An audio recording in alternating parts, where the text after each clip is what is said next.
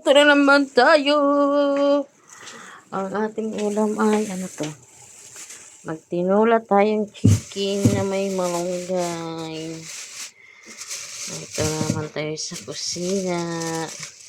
It's papaya. Buti pa yung papaya malusog. Oh.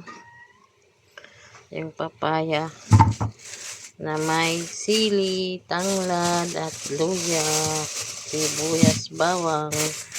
Luto na naman tayo guys ng hapunan. Kulo ko na yung tubig na may luya, bawang, sibuyas at paminta asin.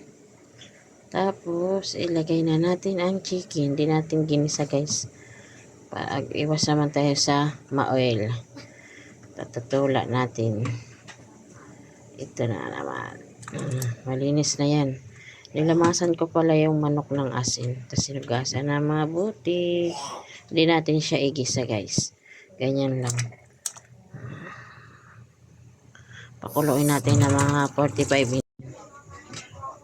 Ayan guys. Kumukulo na siya guys. Hindi na natin siya guys ginisa.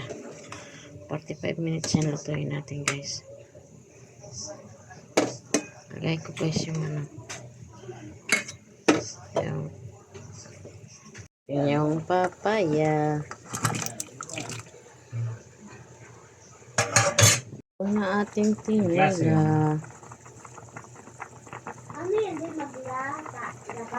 Ayan guys.